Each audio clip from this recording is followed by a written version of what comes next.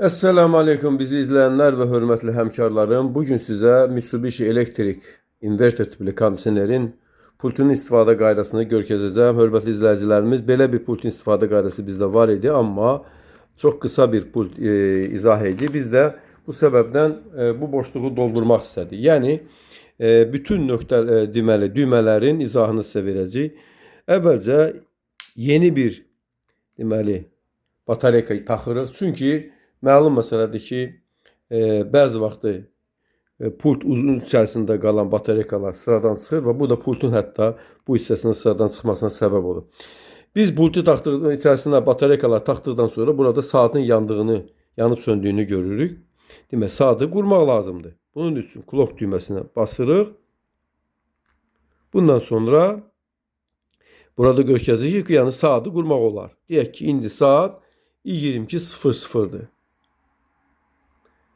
Bundan sonra 22:00'a ayarladıqdan sonra deməli həftənin gününü seçilir. Bugün bizdə 4-cü gündür. Yəni cümə axşamıdır və burada da Tuesday seçirik. Bundan sonra clock düyməsini yenidən basırıq. Hörmətli izləyicilərimiz, saatın qurulması bizi onun üçün lazımdır ki, saat düzgün qurulmalıdır ki, timerimiz də yaxşı işləsin. Bunu sonra inşallah izah edəcəyik. İndi isə hər bir kondisionerdə olduğu kimi burada bir on-off düyməsi var. Həmin düyməni basırıq və klimatımız gördüyümüz kimi işə düşür. İndi biz deməli hansı düymələr var, hər birini bir-bir sizə izah edəcəyik. Burada bir temperaturun yuxarı qaldırılması üçün düymə var, bir də aşağı salması üçün düymə var. Bundan başqa kondisionerin rejimlərini dəyişmək üçün mod düyməsi var. Hər bir kondisionerdə müəyyən miqdarda 4 və yaxud 5 rejim olur, əsas rejim. Burada 5 rejim var. Avtomatik rejim, soyutma rejimi, qurutma, isitmə və demək fan rejimi, yəni sərinkeş rejimi. Məlum məsələdir ki, insanların əksəriyyəti kondisionerdən soyutma məqsədləri üçün istifadə edirlər. Bu səbəbdən mod düyməsini biz basırıq və burada qar dənəzi işarəsi görünəndə kondisionerimiz soyutma rejiminə keçmiş olur və bu rejimdə temperaturu 22 ilə 23-24 dərəcə arasında saxlayırıq ki, deməli insan üçün ən uyğun olan temperaturlar da bunlardır. Xüsusilə vurğulamaq istəyirik ki, kondisionerin temperaturunu 22 dərəcədən aşağı qoymaq soyuq dəyməyə səbəb ola biləcəyinə görə kəsinliklə məsləhət deyildir. Eyni zamanda temperaturun 24 dərəcədən yuxarı qoyulması elektrik enerjisinə qənaət baxımından da məqbuldur. İndi isə burada digər düymələri biz sizə izah edəcəyik. Burada hansı düymələr var? Bax, deməli burada bizim bir fan düyməmiz var. Fan düyməsinin köməyi ilə kondisionerin sərinkeşinin, ventilatorun sürətini dəyişir. Burada bir neçə sürət var. Burada basdıqda görürük ki, bir insan silueti gəldi. Bu ən aşağı, yəni Kuwait, bəzi kondisionerlərdə Kuwait adlanır. Bu deməli tamamilə səssiz rejimdir. Bundan sonra aşağı rejim, aşağı sürət, yəni orta sürət, yuxarı sürət, ən yuxarı sürət, bir daha basdıqda belə bir işarə gəlir. O da avtomatik sürət anlamına gəlir. Hörmətli izləyicilərimiz, burada bir demək long düyməsi var. Long düyməsi basıldıqda demək göründüyü kimi burada belə bir işarə gəlir və kondisioner daha uzaq məsafəyə vurur və bununla da daha uzaq məsafədəki yeri soyutmağa cəhd edir. Burada daha nələr var? Deməli, başqa klimalarda bu swing adlanır. Burada isə wane adlanır. Wane və wide wane. Wane deməli, horizontal, üfüqi olan jalüzləri yuxarı aşağı hərəkət elətdirmək üçündür. Gördüyünüz kimi, mən bu düyməni basanda burada belə bir işarə gəldi. Hər dəfə biz basdıqda o öz demək vəziyyətini təxminən 6 dərəcə dəyişir və belə bir şey gələndə isə o dayanmadan aşağı, yuxarı hərəkət edir. Bir daha basdıqda isə o hərəkət dayanır və avtomatik rejimə keçmiş olur. Bu isə vertikal, yəni jalüzlərin sağa sola hərəkət elətdirmək və hər hansı bir istiqamətdə qoyulması üçündür. Bu çox uyğun bir şeydir. Məsələn, hal-hazırda ortaya vurur. Biz bir daha basırıq, sol tərəfə vurdu. Bir daha da basırıq, sola döndü. İndi isə həm sağa, həm sola vurur. Belə olduqda isə həm sağa, həm sola dayanmadan sağa sola gedəcək. Bir daha basanda isə dayanacaq. Yəni istədiyimiz istiqamətdə biz bu deməli bu swing rejimini istifadə edə bilirik. Bundan başqa burada EconoCool deyilən bir rejim var. Bu EconoCool deməli çox gözəl bir rejimdir və mən sizə bunu istifadə etməyə, xüsusilə gecə vaxtı istifadə etməyə məsləhət görürəm. Bu basıldıqda biz gördüyünüz kimi sanki gecə istifadəsi kimi bir rejimdir. Bu düymə basıldıqda kondisionerin həm temperatur rejimi, həm də fan rejimi tamamilə mikro işləmçi, yəni mikroprosesorun öhdəliyinə buraxılır. Bu rejimdən çıxmaq üçün eyni düyməni basmalıyıq. Qeyd etmək istəyirəm, bu rejimdə kondisioner daha az elektrik enerjisi istifadə edir. Çünki mikroprosesor ən uyğun rejimi seçir. Bu düymədən basaraq bu rejimdən çıxırıq. Burada Powerful düyməsi var. Məlum məsələdir ki, kondisionerlərdə Powerful, High Power, Strong, Turbo və başqa adlarla adlanır. Burada High Powerful adlanır. Bu düymə basıldıqda gördüyünüz kimi temperatur itir və burada belə bir işarə gəlir. Bu rejimdə kondisioner təxminən 15 dəqiqə ərzində ən yüksək sürətdə işləyəcək və bundan sonra demək ki, əvvəlki fan rejiminə qayıdacaqdır.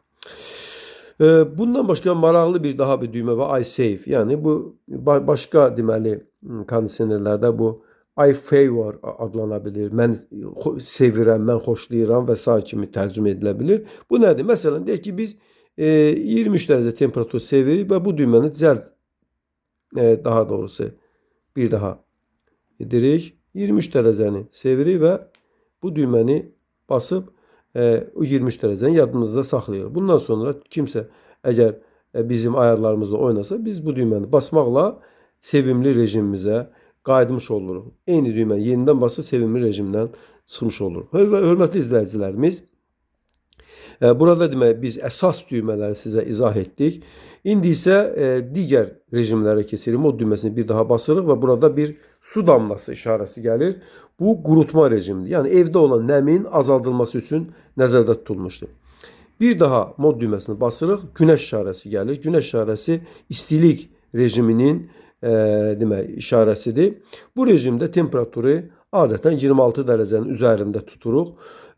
Çünki biz 26 dərəcənin üzərində tutanda yuxarıda 26-27 olanda aşağıda isə təxminən 22-23 dərəcə olur. Yəni siz hesabınızı bu cürlə götürürsünüz.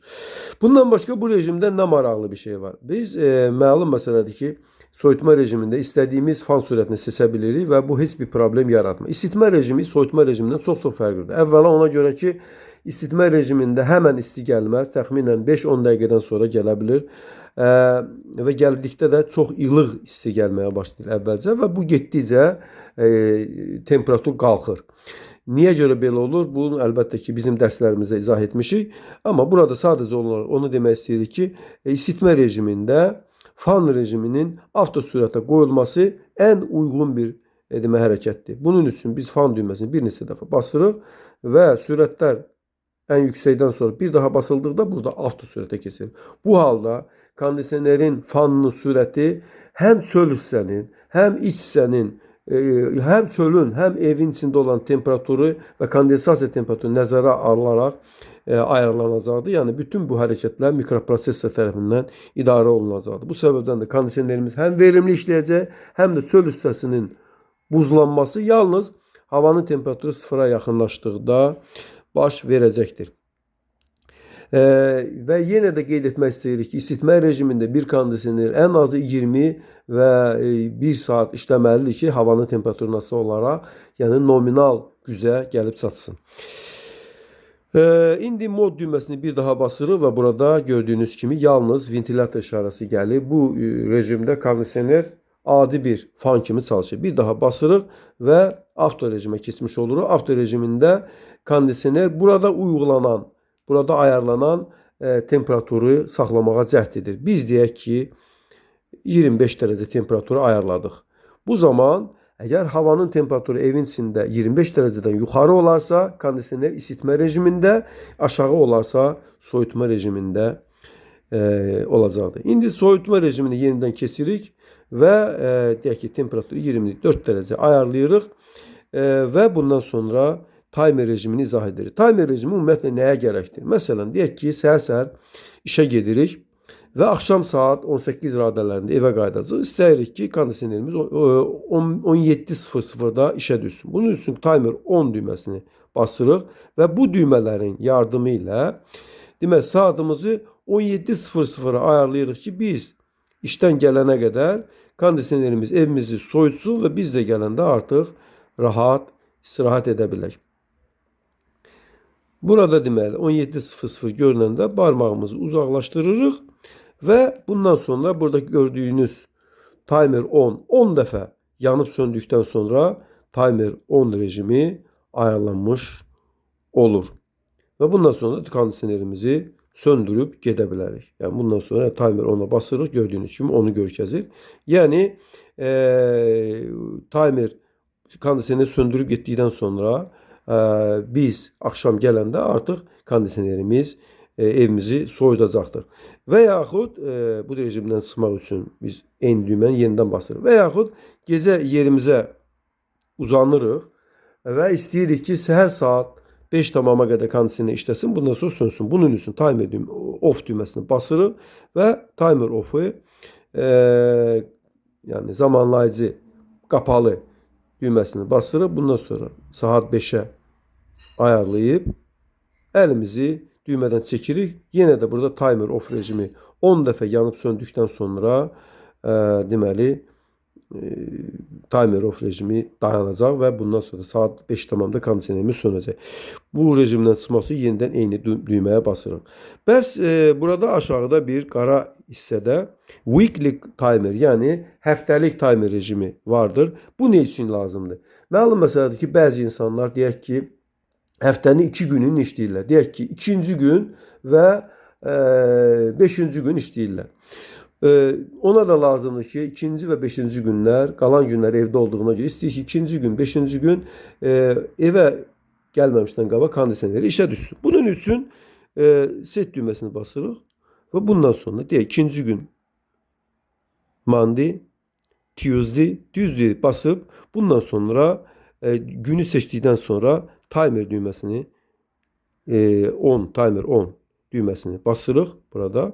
Bundan sonra deyək ki, axşam saat 17:00-a ayarlayırıq ki, bizim bu vətəndaş evə gələnə qədər evi soyusun. Bundan sonra demək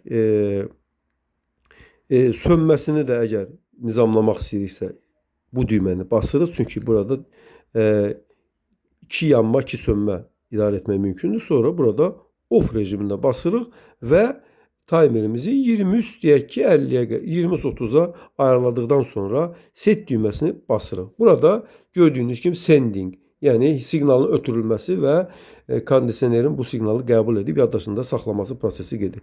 İndi isə ikinci timer rejimini demək yazacaq. Biz dedik ki, cümə günü də bu adama lazımdır. Bu zaman cümə günü Friday adlanır və yenə də cümə günü üçün də eyni ayarı edirik.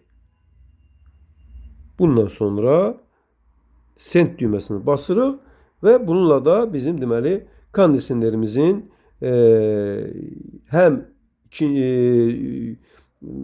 deməli ikinci gün, yəni çərşənbə axşamı axşam saat 18:00-da işə düşəcək, 23:30'da sönəcək. Eyni şey cümə günündə də baş verəcək. Bunlara baxmaq üçün bu düyməni basırıq və görürük ki, Tuesday, Friday burada deməli hər ikisi deməli proqramlaşdı. Bu rejimlərdən çıxmaq üçün yenidən demək bu rejimə basırıq. Friday hissəsinə Tuesday'ə gəlib burada delete edirik. Yenə də ikincisini basırıq, delete edirik. Sonra Friday'ə gedirik. 5-ci günə. Burada da demək bunu etdikdən sonra bir daha bunu basırıq. Bunları hər ikisini deməli iptal edirik. Bundan sonra bu düyməni basıb iptalı təsdiq edirik. Hörmətli izləyicilərimiz, əlbəttə ki, videomuz bir qədər uzun oldu. Çünki pultun özü də həm maraqlıdır, həm də ola bilsin ki, kimin üçün isə bu rejimlərin qurulması önəmlidir. Qeyd etmək istəyirəm ki, şəxsən mən özüm 19 ilin ustası olduğum halda mənim üçün bu rejimləri yəni ingilis dilində əlimizdə istifadə qaydası olmadığına görə bunları sizin üçün demək ortaya gətirmə, ərəsəyə gətirmə bizim özümüz üçün də çətin oldu. Amma sizin Allah razı olsun deməyiniz bizim üçün kifayətdir. Əssalamu aleykum.